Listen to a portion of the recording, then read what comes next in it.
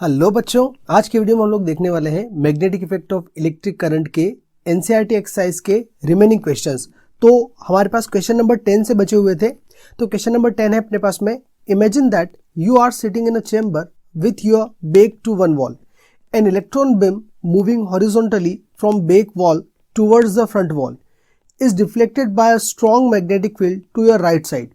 What is the direction of the magnetic field? आपको इसमें magnetic field का direction बताना है। तो हम इस सिचुएशन को एक ग्राफ में या फिर एक डायग्राम में रिप्रेजेंट करके अगर देखें तो मान लीजिए ये आपके पास में एक बैक वॉल है और इलेक्ट्रॉन्स की बीम इस तरीके से पास हो रही है। इसको हम बोल देते हैं इलेक्ट्रॉन बीम। ठीक है, अब देखिए अगर इलेक्ट्रॉन की बीम इस तरफ पास हो रही है तो जो करंट का डायरेक्शन होगा वो इस तरह होगा, है ना। ये वाला क्या हो जाएगा, करंट का डायरेक्शन हो जाएगा, क्योंकि इलेक्ट्रॉन्स के अपोजिट डायरेक्शन में करंट फ्लो होता है। अब उसके बाद में इसने ये बोला है कि इसके ऊपर एक फोर्स एक्सर्ट हो रहा है और वो फोर्स क्या हो रहा है, राइट साइड पे लग रहा है। दैट मीन्स जो फोर्स का डायरेक्शन है वो इस तरफ है, ये हो जाएगा आपका फोर्स, इस तरफ अपना फोर्स लग रहा है। अब आपको ये बताना है कि मैग्नेटिक फील्ड का डायरेक्शन क्या होगा। तो देखिए काफी सिंपल है, यहाँ पे हम लोग क्या करेंगे, फ्लेमिंग्स के लेफ्ट हैंड रूल का यूज करेंगे।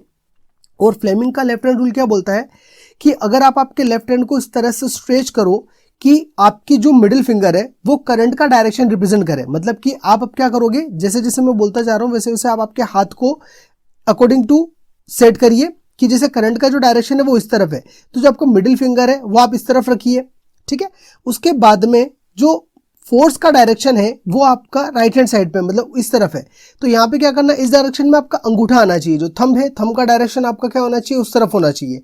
ठीक है, तो देखिए ऑटोमेटिकली जब आप इस तरह से सेट करोगे तो जो आपका इंडेक्स फिंगर है यानी कि जो फोर फिंगर है वो नीचे की तरफ आ जाएगा। अगर आप इसको सेट करो, जो मिडिल फिंगर है उसको इस तरफ रखो, उसके बाद में जो आपका अंगूठा है उसको राइट साइड पे करो, और उसके बाद में जब आप ऐसा करोगे तो जो आपका इंडेक्स फिंगर है या फिर जो फोर फिंगर है वो ऑटोमेटिकली नीचे की तरफ शो करेगा। दैट मीन्स कि आपके मैग्नेटिक फील्ड का जो डायरेक्शन हुआ वो क्या हुआ, डाउनवर्ड हुआ। ठीक है, तो यहाँ पे जैसे लिखा हुआ भी है कि Fleming's left hand rule we can conclude that the magnetic field inside the chamber is in the downward direction. कुल मिला के आपको इस सिचुएशन को इमेजिन करना है और उसके बाद में आपको लेफ्ट हैंड रूल लगाना है। लेफ्ट हैंड रूल लगाओगे तो आप ऑटोमेटिकली जो है आपकी इंडेक्स फिंगर नीचे की तरफ शो करेगी। दैट मीन्स जो मैग्नेटिक फील्ड का डायरेक्शन है वो डाउनवर्ड है। ओके, अब क्वेश्चन नंबर 11 है अपने पास में, draw a labeled diagram of an electric motor, explain its principle and working, what is the function of a split ring in an electric motor। देखिए फर्स्ट ऑफ ऑल जो labelled diagram है वो तो मैंने यहाँ पे बना रखा है, ये आप बना सकते हैं। और अगर हम लोग इसके प्रिंसिपल की बात करें, प्रिंसिपल और वर्किंग, तो ये चीज़ें मैंने आपको जब मैंने चैप्टर पढ़ाया था तो उसमें एक्सप्लेन करी थी, तो मैं आपको वीडियो के डिस्क्रिप्शन में उसका लिंक दे दूंगा, तो डायरेक्टली आप वो वाला वीडियो देख लीजिए, ज़्यादा बेटर होगा, क्योंकि इसमें एक्सप्लेन करने में काफ़ी टाइम लग जाएगा। सेम चीजें मैंने उसमें भी एक्सप्लेन करी है, तो आप वहां पे देख लीजिए इसको।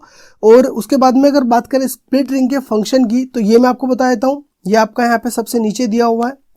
Function of a split ring क्या होता है, द स्प्लिट रिंग्स और commutators help to reverse the direction of current in the circuit. वैसे भी अगर आप इसका वर्किंग पढ़ोगे तो ऑटोमेटिकली आपको समझ में आ जाएगा कि स्प्लिट रिंग का फंक्शन क्या होता है, बट स्टिल मैं आपको बता देता हूँ कि इसमें क्या होता है, रिवर्स करने के लिए, मतलब जो डायरेक्शन होता है करंट का उसको रिवर्स करने के लिए स्प्लिट रिंग्स का यूज किया जाता है। एक बार आप वो वीडियो देख लीजिएगा, और स्टिल अगर आपको कोई डाउट बचता है तो आप कमेंट सेक्शन में पूछ सकते हैं, मैं आपको उसका आंसर कर दूंगा या उसके लिए नया वीडियो बना लूंगा। ओके, अगला क्वेश्चन है अपने पास में, question number 12, name some devices in which electric motors are used. First of all मैं आपको एक चीज़ बताना चाहूँगा कि जो इलेक्ट्रिक मोटर्स होती है अपने पास में उनका काफ़ी ज़्यादा यूज़ होता है। मतलब हम लोग अगर देखें तो हमारे घरों में जो अप्लायंसेस होते हैं, मैक्सिमम अप्लायंसेस में हमारे पास में इलेक्ट्रिक मोटर्स होती है। और अगर हम लोग फैक्ट्रीज़ की बात करें या किसी कंपनी की बात करें, जो बड़ी बड़ी कंपनियां होती है जिनमें हम लोग जैसे कोई भी अगर मैन्युफैक्चरिंग कंपनी हो गई, तो जनरली वहाँ पे ऑलमोस्ट सभी मशीनों के अंदर मोटर्स का यूज़ होता है। तो जैसे घरों में अगर हम लोग बात करें तो घरों में क्या होता है, इलेक्ट्रिक मोटर का यूज़ होता है। फैंस में, हमारे घर के जो पंखे होते हैं उनमें इलेक्ट्रिक मोटर का यूज़ किया जाता है। जो कूलर्स होते हैं, तो गर्मियों के दिनों में हम लोग कूलर का यूज़ करते हैं, तो कूलर के अंदर भी जो मोटर होती है अपनी वो काम करती है। कंप्यूटर्स के अंदर भी मोटर लगी होती है, वॉशिंग मशीन में भी वो मोटर लगी होती है। कुल मिला के जो भी कोई चीज़ घूमती है वहाँ पे मोटर का यूज़ होना ही होना है। ठीक है, ऐसे बहुत सारे इसके यूजेस हैं।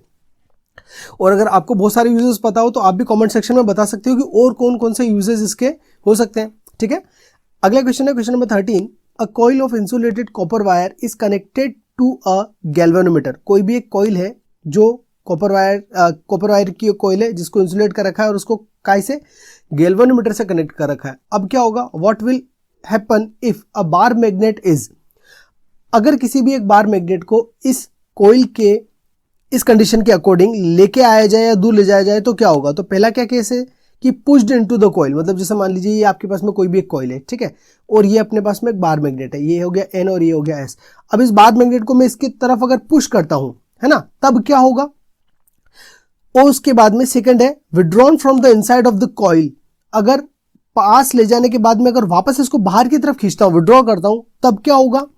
Third, held stationary inside the coil, अगर कॉइल के अंदर स्टेशनरी रखता हूं तब क्या होगा। ये तीनों केसेस है, तीनों केसेस में मुझे बताना है। तो देखिए सिंपल सी चीज है कि अगर आप इस कॉइल के पास में यानी कि पुश करते हो बार मैग्नेट को कॉइल के पास में या कॉइल के अंदर, तो क्या होगा, magnetic field through the coil changes, magnetic field change होगा, है ना, क्योंकि अगर मान लीजिए इसकी फील्ड लाइंस इस तरीके से जा रही है, ये वाली इस पर्टिकुलर कॉइल से अभी मान लीजिए कम फील्ड लाइंस पास कर रही है, अगर इस बार मैग्नेट को आप एकदम पुश करोगे तो जो मैग्नेटिक फील्ड की लाइन है वो क्या होगी, चेंज हो जाएगी, मतलब कॉइल से पास होने वाली मैग्नेटिक फील्ड की जो लाइन है वो चेंज हो जाएगी। और जब मैग्नेटिक फील्ड की लाइन चेंज होगी तो क्या होगा, इलेक्ट्रिक करंट इंड्यूस्ड होगा कुछ देर के लिए। मोमेंटरली का मतलब होता है कि कुछ क्षण, मतलब एक समझ सकते हो कि विदिन 4 सेकेंड्स के लिए करंट फ्लो होगा। As a result galvanometer deflects momentarily in a particular direction, और जब करंट फ्लो होगा तो इस कॉइल के अंदर जो गैल्वेनोमीटर कनेक्टेड है वो कुछ टाइम के लिए क्या हो जाएगा, आपका डिफ्लेक्शन शो करेगा, है ना, कुछ टाइम के लिए, और वो भी किसी एक पर्टिकुलर डायरेक्शन में। वो डिपेंड करेगा कि कॉइल किस तरीके से लगा रखी है और बार मैग्नेट आप किस तरीके से पुश कर रहे हो। सेकेंड केस है, सेकेंड केस में भी क्या होगा कि अगर आप विड्रॉन कर रहे हो तब भी उसके अंदर करंट शो होगा, और वो भी कुछ टाइम के लिए, जैसा फर्स्ट केस में हुआ उसी तरीके से सेकंड केस में होगा, बट अपोजिट डायरेक्शन में होगा, क्योंकि आप धक्का दोगे तो जिस किसी पर्टिकुलर डायरेक्शन में करंट फ्लो हुआ, आप जब उसको खींचोगे, विड्रॉ करोगे, तो जो करंट फ्लो होगा वो जस्ट अपोजिट डायरेक्शन में होगा फर्स्ट वाले केस से। ओके, थर्ड है अपने पास में अगर आप स्टेशनरी रखते हो, तो देखिए जब स्टेशनरी रखोगे ना, तो स्टेशनरी रखने पे क्या होगा, जो मैग्नेटिक फील्ड की लाइन है वो चेंज नहीं होगी। जैसे अगर मान लीजिए यहाँ पे कॉइल रखी हुई है, यहाँ पे मैग्नेट रखा हुआ है, ये N ये S हो गया, तो इस तरीके से अगर मान लीजिए फील्ड लाइंस पास कर रही है तो आपने स्टेशनरी रखा तो फील्ड लाइंस इतनी की इतनी रहेगी। जब मैग्नेटिक फील्ड लाइंस चेंज नहीं होगी तो उसके अंदर करंट भी इंड्यूस नहीं होगा। इंड्यूस करंट तभी होता है जब मैग्नेटिक फील्ड लाइंस चेंज होती है, ठीक है। और चेंज क्यों होती है, क्योंकि इसका भी एक रीजन होता है कि इसके अंदर जो मैग्नेटिक फ्लक्स होता है वो चेंज होता है। मैग्नेटिक फ्लक्स चेंज होने से इंड्यूस्ड EMF जनरेट होता है एंड देन करंट बनता है, ठीक है, करंट प्रोड्यूस होता है। तो ये इसका पूरा प्रोसेस होता है जो आपको 12th क्लास में पढ़ना है। और अगर आपको अभी इस चीज के बारे में जानना हो तो आप मुझे कमेंट सेक्शन में बताइएगा, मैं इसके लिए अलग से एक वीडियो बना दूंगा। अगला क्वेश्चन है अपने पास में, question number 14, two circular coils A and B are placed close to each other. If the current in the coil A is changed, will some current be induced in the coil B, give reason. देखिए यहाँ पे इन्होंने क्या बोला कि दो circular coils है आपके पास में A और B, जिनको आपने क्या करा है, क्लोज्ड टू इच अदर, मतलब दोनों को एक दूसरे के पास में रख दिया। अगर हम लोग किसी भी एक कॉइल में A में करंट को अगर चेंज करते हैं तो क्या B के अंदर करंट चेंज होगा, ये अपने को बताना है, और होगा तो क्यों होगा। देखिए when the current in the coil A is changed, किसी भी कॉइल A के अंदर अगर हम लोग करंट चेंज करते हैं, the magnetic field lines connected with it also changes, जो मैग्नेटिक फील्ड की लाइन है वो चेंज होगी। This induces a change in magnetic flux in the coil B, coil B के मैग्नेटिक फ्लक्स में चेंज होगा, और as a result of this current is induced in the coil B, और current induce हो जाएगा coil B के अंदर। ये सिमिलर है पहले वाला का जो हम लोगों ने केस पढ़ा था कि कॉइल है, कॉइल के पास में अगर अपन बार मैग्नेट को लेके ये जा रहे हैं तो उससे भी क्या हो रहा है, मैग्नेटिक फील्ड की लाइन चेंज हो रही है, उससे मैग्नेटिक फ्लक्स चेंज होगा and then current induce current बन जाएगा। तो सेम यहाँ पर भी यही चीज होती है कि अगर कोई भी आपने कॉइल रखी है और दूसरी कॉइल में अगर आप चेंज कर रहे हो तो पहली वाली कॉइल में मैग्नेटिक फ्लक्स चेंज होगा और उसकी वजह से इंड्यूस करंट जनरेट होगा, ठीक है। अगला क्वेश्चन है question number 15, state the rule to determine the direction of a. देखिए यहाँ पे तीन चीजें आपको बता रखी है। पहला है magnetic field produced around a straight conductor carrying current, कोई भी मैग्नेटिक फील्ड जो प्रोड्यूस हो रहा है अराउंड अ स्ट्रेट कंडक्टर, किसी भी स्ट्रेट कंडक्टर के अराउंड जो मैग्नेटिक फील्ड प्रोड्यूस हो रहा है, अगर आपको यहाँ पे मैग्नेटिक फील्ड बताना है तो आप क्या कौन सा रूल यूज करोगे, मतलब आपको यहाँ पे रूल बताना है, ठीक है, डायरेक्शन के लिए। तो देखिए यहाँ पे हम लोग क्या करते हैं, राइट हैंड थंब रूल का यूज करते हैं। Okay, right hand thumb rule क्या होता है ये मैंने आपको जब चैप्टर पढ़ाया था तब ऑलरेडी बताया था। अब उसके बाद में बी है अपने पास में, force experienced bye a current carrying straight conductor. अगर आपको फोर्स निकालना है, ठीक है। तो फोर्स के लिए हम लोग क्या करते हैं, फ्लेमिंग के लेफ्ट हैंड रूल का यूज करते हैं। उसके बाद में थर्ड है अपने पास में current induced in the coil due to its rotation in a magnetic field. अगर इस केस में हम लोगों को डायरेक्शन पता करना हो तो हम लोग क्या करते हैं, फ्लेमिंग्स के राइट हैंड रूल का यूज करते हैं। मतलब इंड्यूस्ड करंट अगर आपको पता करना है तो राइट हैंड रूल यूज करोगे। फोर्स एक्सपीरियंस्ड अगर आपको पता करना है, और वो भी किस में, placed in a magnetic field which is perpendicular to it, इस केस में लेफ्ट हैंड रूल का यूज करते हैं। और अगर मैग्नेटिक फील्ड का पता करना है डायरेक्शन, तो हम लोग क्या करेंगे, राइट हैंड थंब रूल का यूज करेंगे। ऑलराइट, तो ये कंडीशंस और इनके अकॉर्डिंग जो रूल्स हैं वो आप याद रखिएगा। रूल मैंने आपको ऑलरेडी बता दिए हैं, तो मैं आपको डिस्क्रिप्शन में फिर से बोल रहा हूँ कि लिंक दे दूंगा उन चैप्टर्स की, तो एक बार हो सके तो आप उस चैप्टर की लिंक्स को गो थ्रू कर लीजिएगा तो बेटर होगा। अब है क्वेश्चन नंबर 16 अपने पास में। क्वेश्चन नंबर 16 है explain the underlying principle and working of an electric generator by drawing a label diagram, what is the function of brushes. तो ये भी सिमिलर है मोटर के जैसे अभी मैंने आपको बताया था कि मैंने ऑलरेडी ये चैप्टर में एक्सप्लेन कर दिया, तो मैं नीचे लिंक दे दूंगा, आप उसको गो थ्रू कर लीजिए इस क्वेश्चन के लिए। अब क्वेश्चन नंबर 17 है अपने पास में, when does an electric short circuit occur, एक इलेक्ट्रिक शॉर्ट सर्किट कब होता है। तो जनरल सी चीज़ है कि इससे कुछ पहले हम लोगों ने जो क्वेश्चंस पढ़े थे इससे पहले वाले वीडियो में, उसमें मैंने बताया था कि जब भी कोई एक लाइव वायर और न्यूट्रल वायर, जनरली बता रहा हूं मैं, न्यूट्रल वायर क्या होंगे, एक दूसरे से अगर टच हो जाते हैं तो उस कंडीशन में अपने पास में इलेक्ट्रिक शॉर्ट सर्किट होता है। ठीक है, इसके अलावा भी क्या होता है कि घर के अगर कोई अप्लायंस खराब हो गया या उसमें कुछ डैमेज हो गया तो उसकी वजह से कि भी क्या होता है, शॉर्ट सर्किट हो जाता है। तो देखिए पढ़ते हैं इसको।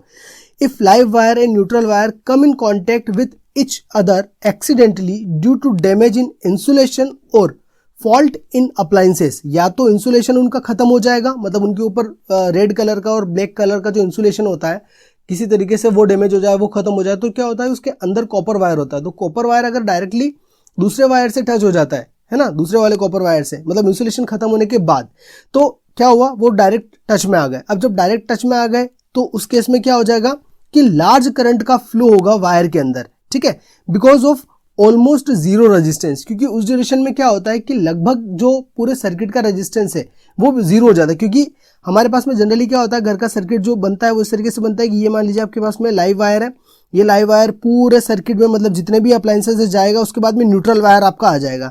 ठीक है, यहाँ पे तो मतलब करंट इधर से आया इधर से गया, और ये हम लोग एक मोटे मोटे तौर पर समझते हैं कि इस तरीके से न्यूट्रल वायर से वापस निकल जाता है। बट अगर मान लीजिए कि ये दोनों एक दूसरे के टच में आ गए, ठीक है, डायरेक्टली टच में आ गए, तो ये क्या होगा, पूरा सर्किट कंप्लीट ही नहीं होगा। और डायरेक्ट टच में आ गया तो मतलब ये सारे जो अप्लायंसेस हैं जो रेजिस्टेंस दे रहे थे वो क्या हो जाएगा, खत्म हो जाएगा। और डायरेक्टली क्या हो जाएगा, ये इसके टच में आ जाएगा तो रेजिस्टेंस क्या हो गया, ऑलमोस्ट जीरो हो गया। और जब रेजिस्टेंस जीरो हो गया तो वहाँ पे जो करंट की वैल्यू क्या हो जाएगी, काफी ज्यादा अमाउंट में बढ़ जाएगी। और जब करंट की वैल्यू बढ़ जाएगी तो वहाँ पे क्या होना है, शॉर्ट सर्किट हो जाना है। ठीक है, तो ये जनरली शॉर्ट सर्किट का रीजन होता है। उसके बाद में क्वेश्चन नंबर 18 है, what is the function of an earth wire, why is it necessary to earth metallic appliances. देखिए बहुत इंपॉर्टेंट चीज़ है ये कि हम लोग घरों में अर्थ वायर का यूज़ क्यों करते हैं। फर्स्ट ऑफ ऑल मैं एक चीज़ बता दूं आपको, अर्थ वायर जो होता है हमारे घर के जो 3 पिन वाले प्लग्स होते हैं ना, जनरली जैसे फ्रिज हो गया या कोई हैवी कूलर हो गया, वॉशिंग मशीन हो गया, इनमें आप लोगों ने देखा होगा कि जो पिन होती है वो 3 प्लग वाली होती है। एक में होता है लाइव वायर, एक में होता है न्यूट्रल वायर और तीसरे में होता है अर्थ वायर, है ना। अर्थ वायर की पिन अगर आप देखोगे तो थोड़ी सी मोटी और थोड़ी सी लंबी होती है। जैसे ये पहली वाली हो गई जिसको अर्थ वायर बोल देंगे हम, ये मान लीजिए दूसरी वाली हो गई जो थोड़ी सी छोटी होती है as compare to earth wire, और ये मान लीजिए तीसरी वाली हो गई। ठीक है, आप देख सकते हैं घर में कोई भी एक पिन को। अब उसके बाद में क्या होता है कि अगर मान लीजिए जो अर्थ वायर है ये होता है पहली चीज तो कि ग्रीन कलर का, मतलब इसके ऊपर ग्रीन कलर का इंसुलेशन लगा रहता है।